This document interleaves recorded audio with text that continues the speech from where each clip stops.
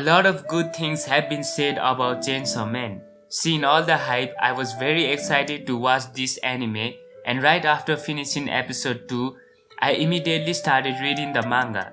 Chainsaw Man is not the best story ever written, but it is one of the most enjoyable stories I have read in a long time. It took me 2 hours to be caught up with it, and boy was it a ride. The mangaka does an amazing job at keeping the retention of viewers. It is very fast paced, there are hardly any buffer chapters in between action scenes. An action-packed gore story is right up my alley. It starts with the miserable life of Denji. He has to sell his body parts to pay his debt. Soul and eye, kidney and even his nuts, but the debt always looms in his life. He even swallows cigarettes to get 100 yen. I love this beginning because it immediately made me feel attached to Denji. It's difficult for any author to make the viewer feel for the main character right off from the start. A lot of viewers cannot even do that after many arcs into the story. How Denji was introduced in episode 1 was executed brilliantly. It made me very invested in the story. Denji's life is miserable, however he rarely cries. That is another thing I appreciate because it feels like he has grown used to the unfairness in his life. He has pushed most of his emotions inside himself, growing numb to everything. The only saving grace in his life is Pochita. Pochita is a devil that he found right after his father's death. It's a dog slash chainsaw slash devil. Yeah. Denji and Pochita's interaction could melt every heart. Denji feels the warmth of Pochita, and honestly, that might be the reason for his sanity. They kill devils as work, but under a shelter, their time goes by with the company of a slice of bread. There, we see what Denji dreams of. He wants slices of bread with jam and a girlfriend. He dreams of a life we have every day.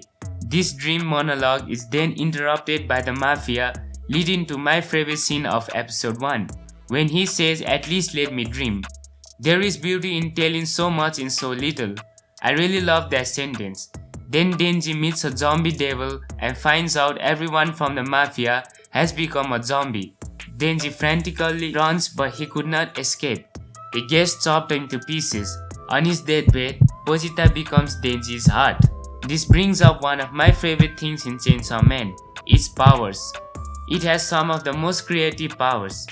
This scene sends shivers down my spine, and upon reading the manga, there are a lot more creative powers left to be watched by the anime onlys.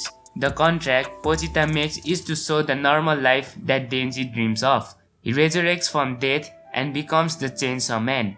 Bunch of slicing, and then at the end, Makima is introduced. Oh boy, I want to talk so much about Makima, but I cannot talk about her due to spoilers. Episode 2 starts with Makima taking Denji into a wooden place. There is a manga scene that the anime chooses not to focus on. I think it's because of the pedophilic innuendos. That scene is very important, but the anime does convey the message of that scene. Then he goes to the office with Makima and meets Aki. Aki and Denji then go outside. We then cut to Denji's first assignment, killing a fiend. After killing it, we are given the dream of Denji, to touch boobs. How I rate stories is what the series is trying to convey. It's dumb for me to see people rate a show based on similar standards. Isekai Make You the Harem wo is a 9 out of 10 for me. It's not because the story or the characters are revolutionary, it's because it makes people horny. AOT's theme is to show the tragedies of war, which it conveys decently. One Piece is to make the viewer take you on a journey. However, there is no grandiose theme in Chainsaw Man. It's just Denji wanting to have normal. So, the boobs trope is not very off-putting for me. It narratively explains what Denji wishes were, to eat a bread with jam and get a girlfriend. At the end of episode 2, we then get introduced to Power, whom I love so much. Episode 3 is mainly about Power. Basically, Power lures Denji into the bad devil with her acids. She wants to save her pet cat, Nyako. In her backstory, Nyako was the first living thing she got a warm feeling from. We leave off with Denji turning into a Chainsaw Man. In episode 4, the action resumes while introducing a new antagonist, the Leech Devil. Denji has blood deficiency and cannot fight the usual way. Then this scene happens. Man, was that a beautiful first depiction of a power. Aki's con will be a memorable occurrence in my life. At the end of the episode, Power says to Copperfield.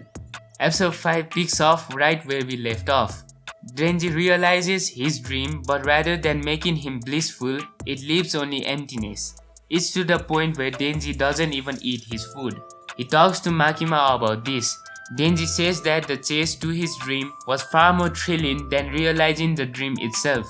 We humans do tend to build up our own fantasies, which sometimes clouds the actual truth. All of us are guilty of being an isekai protagonist, a world where every want is fulfilled. In reality, it's the chase that's precious. Makima manipulates the void in Denji for her own deeds. She motivates Denji to kill the gun devil, who in the report has killed 1.2 million people in 5 minutes. The episode then focuses on Aki's backstory. After reading the manga, Aki's character arc just tore my heart apart. We are just getting glimpses of the best character written in Chainsaw Man, second only by Makima. On the other hand, Denji again gets baited by sexual stuff, and still I'm not annoyed by this. With how Denji was written, it makes perfect sense. In his eyes, it's normal to be popular with girls. What I think Chainsaw Man will do is the normal that Denji seeks is to live in a set with his best friend Pochita along with his other friends. What I love the most about Chainsaw Man are their characters. At surface level, they feel one note, but each of them carry a message. Those messages are not that philosophical, but they do hit home. Denji makes us more appreciative of the normal we have right now. Power makes us realize physical connections make our IQ high, and there are other similar characters scattered around this story. There are lots of things about this anime that is simply enjoyable, though there is one gripe I have about this manga. One of my all-time favorite stories is the Monogatari series. In most storytelling devices, the characters first tell and then show. However, Monogatari tells but never shows. I love how vague it becomes without the writing feeling out of place. I can invent my own endings without it being one bit confusing. On the other hand, Chainsaw Man 2 is vague, but sometimes it becomes very messy. This whole arc was so confusing I had to read it once again. And I would say this might have been caused due to my binging of this franchise, but I do think that the stuff in this arc should have been more straightforward. However, it was still enjoyable for most parts. So do I recommend you to put it in your dungeon? Yes. It will never be in the top 5 of most people, but it sure was a fun read. Thank you for watching this video. Hope you expand your dungeon with me. But for now, this will be Dungeon signing out.